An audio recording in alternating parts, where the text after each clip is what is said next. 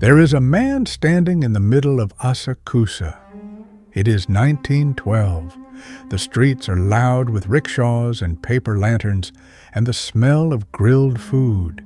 He is dressed in Western clothes, elegant, expensive, completely out of place in a way that makes him impossible to ignore. He turns, and you realize immediately something is wrong.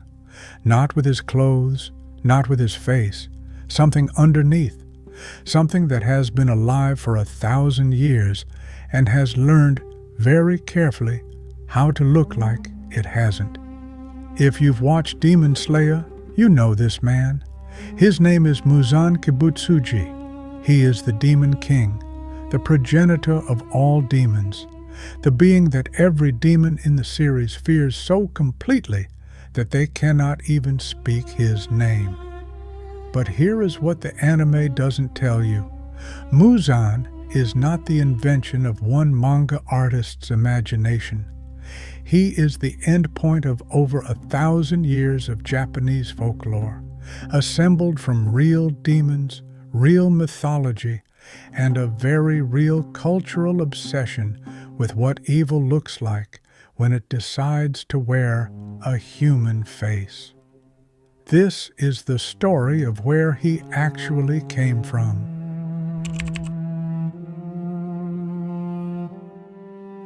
Before Muzan, before yokai, before any of the creatures that populate the world of Demon Slayer, there was the Oni. The word itself is ancient, older than the Japanese writing system. Some linguists trace it to the old Japanese word for hidden or concealed, a being that cannot be fully seen, fully known, fully understood. The earliest Oni in Japanese records were not monsters. They were something closer to the raw force of nature, invisible agents of disease, disaster, and death. When someone fell ill with no explanation, when a village was destroyed by flood or fire, when a child died in the night, the Oni was the answer, not a metaphor, a presence.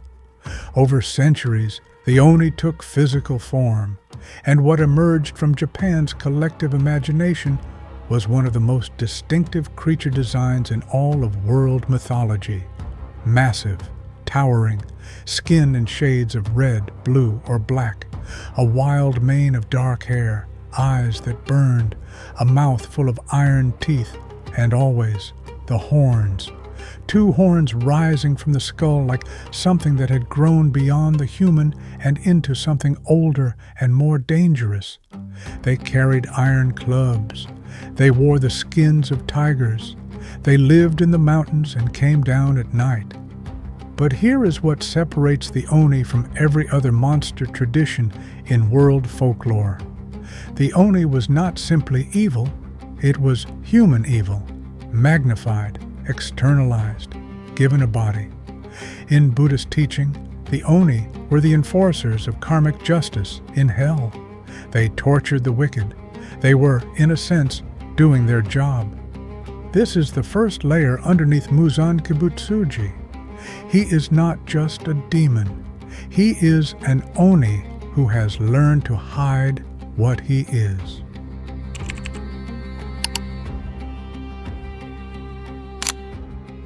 But the Oni alone doesn't explain Muzan. The Oni is power. Muzan is something more specific. Muzan is leadership, authority, the kind of evil that other evils answer to. For that, we need to go deeper into Japanese folklore, to a creature called the Nurarihyon. The Nurarihyon is one of the most fascinating and least understood yokai in all of Japanese mythology. Its physical appearance is strange, typically depicted as an elderly figure with an enormous elongated head, dressed in fine robes, moving through the world with the unhurried confidence of someone who owns every room they enter. According to folk tradition, the Nurarihyon would slip into homes simply by walking in as if they belonged there. While the family was busy, the Nurarihyon would sit, drink tea, eat the food, and leave without anyone being entirely sure what had happened. This is a very specific kind of evil, not the violence of the Oni, the evil of presumption, the evil of a being that moves through the world assuming its own authority and finding that the world simply goes along with it. Over time, the Nurarihyon became the supreme commander of all yokai, the leader of monsters, the being that every supernatural creature deferred to without question. Muzan Kibutsuji is the Nurarihyon made modern. He walks into rooms assuming authority. His most terrifying quality is not his violence, it is his normalcy.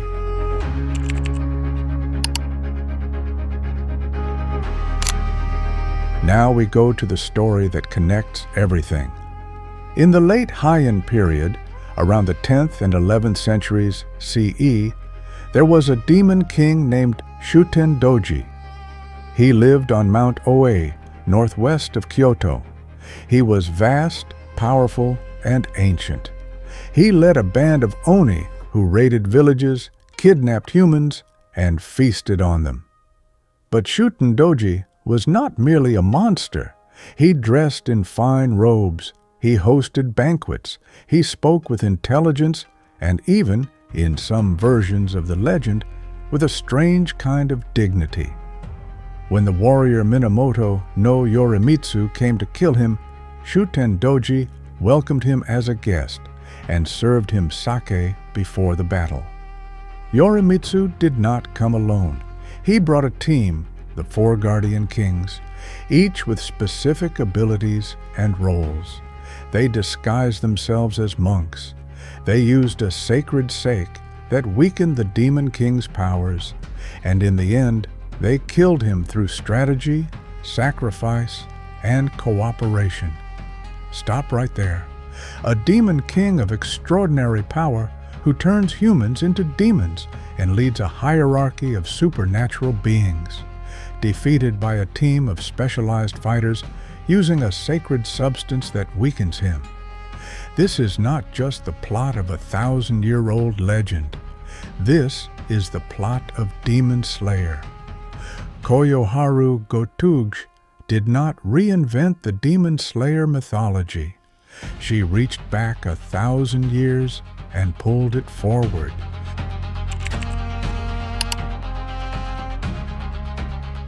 So, Demon Slayer is built on 1,000 years of mythology.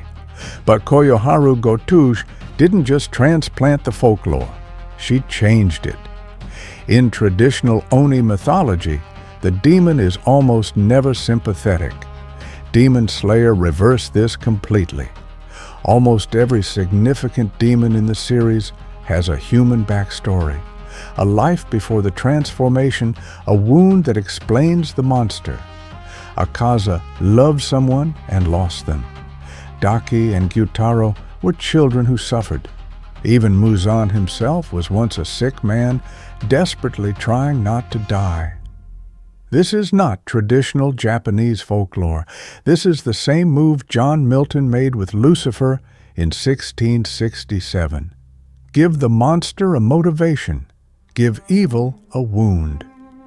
The result is a series where the most emotionally affecting moments are often the deaths of demons, not because the audience wants evil to win, but because they understand how it began.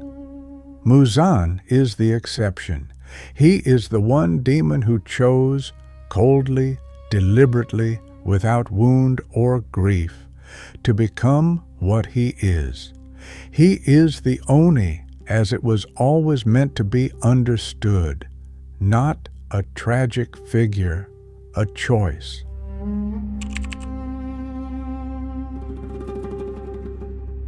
So now we have all the pieces. The Oni, Japan's original hidden evil. The Nurarihyon, the supreme commander who moves through the human world, assuming authority no one gave him. Shuten-doji, the demon king brought down by a team of specialized fighters. And the Buddhist tradition that says demons are not born, They are made. Muzan Kibutsuji is the point where all of these converge. He has the Oni's power and hunger. He has the Nurarihyon's composure and presumed authority. He has Shuten-doji's role as the supreme target, and he exists in a world built on the Buddhist understanding that every demon was once a person, except him. Muzan is that person, the one who simply decides without reason, without wound, to become a predator, made mythological, made ancient, made safe to look at because he is dressed in the armor of 1,000 years of folklore. The demon was always real. The mythology was always just the way Japan found to look at it directly. And maybe that's why the story resonated with the entire world, because the demon Japan was describing was never only Japan's.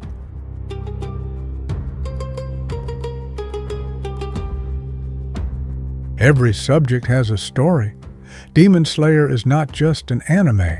It is 1,000 years of Japan's relationship with evil, compressed into 26 episodes and given the most beautiful animation in the history of the medium. And Muzan Kibutsuji is not just a villain.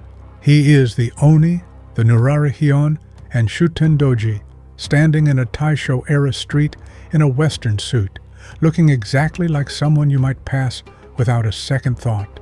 That is the point. That was always the point. Subject story. Every subject has a story. Most of them haven't been told. Subscribe, and we'll keep going.